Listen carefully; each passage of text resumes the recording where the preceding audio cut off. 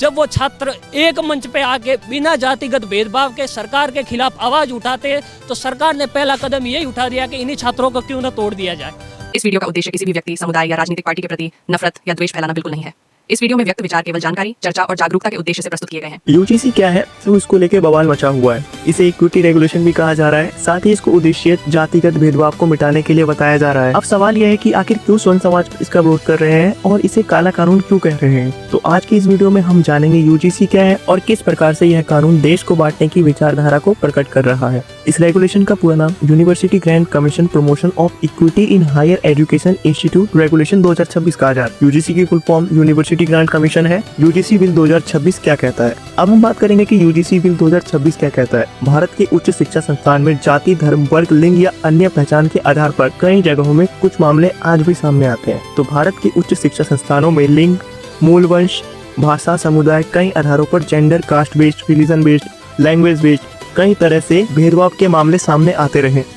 2012 में भी यूजीसी ऐसा ही रेगुलेशन लाई थी। उस समय यह सफल नहीं हो पाया, इसलिए 2026 में वापस से यह रेगुलेशन लाया गया है। इसके अलावा हर यूनिवर्सिटी कॉलेज में एक इक्वल अपॉर्चुनिटी सेंटर बनाना जरूरी होगा। इसका मकसद है उनकी समस्याओं को पहचान के उसका समाधान करना, साथ ही उनका समर्थन देना। हर संस्थान में इक्विटी कमेटी बनाना अनिवार्य होगा, जिसमें SC, ST, OBC, PWD दिव्यांग को कहा गया है और महिलाओं का प्रेजेंटेशन होना चाहिए। कोई शिकायत मिलते ही 24 घंटे के भीतर उसकी कार्रवाई शुरू करनी होगी और 15 दिन के भीतर रिपोर्ट बनाना होगा। इसके लिए अलग से एक पोर्टल भी बनाया जाएगा जो 24 घंटे 7 दिन किसी भी समय शिकायत दर्ज कर सकेंगे। अगर भेदभाव का कोई मामला आता है तो इंस्टीट्यूट के प्रमुख को जिम्मेदार माना जाएगा।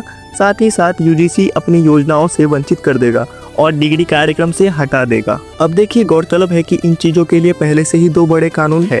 पहला है protection of civil right act 1955, जो कि संविधान के आर्टिकल 17 में है। किसी भी प्रकार के भेदभाव छुआछूत पर आधारित है या फिर कास्ट, रिलीजन, कलर, लैंग्वेज किसी भी बेस पर हो सकता था, के लिए अलग से दंड देने का प्रावधान पहले से ही है। फिर 1989 में स्पेशली SC और ST के भेदभाव पे सेम प्रकार के दंड देने के कानून थे। तो ऐसे में सवाल यह है कि जब 2 बड़े कानून पहले से हैं, तो सिर्फ स्वर्ण कैटेगरी को एक तरफ कर यह कानून क्यों लाया जा रहा है। इससे कैंपस में भेदभाव या साथियों में दूरी उत्पन्न होगी। फेक कंप्लेन प्यार मोहब्बत में भी हो सकती है, एकेडमिक राइवलरी में भी हो सकती है, पर्सनल ग्रजेस के कारण भी हो सकती है, लेकिन आपने रिड्रेसल का हमें कोई मैकेनिज्म नहीं दिया है। आपकी जो कमेटी है उसमें सर हमारा कोई रिप्रेजेंटेशन नहीं है।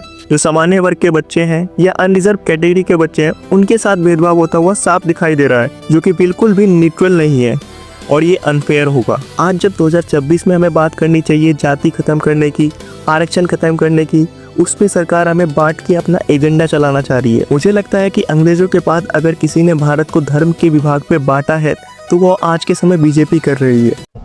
मुझे क्रेडिट नहीं चाहिए। एक तरफ बीजेपी एजेंडा चलाती है कि हिंदू खतरे में है, दूसरी तरफ वो कहती है कि देश की संपत्ति पर पहला अधिकार मुसलमानों का है। यह मेरे व्यक्तिगत विचार है। आप अपने विचार कमेंट सेक्शन में रख सकते हैं। मेरा उद्देश्य किसी भी पार्टी को हेट पहुंचाना बिल्कुल भी नहीं है। झूठ बोलो, बार बार झूठ बोलो। आज की इस वीडियो में बस इतना ही। मिलते हैं नेक्स्ट एपिसोड में।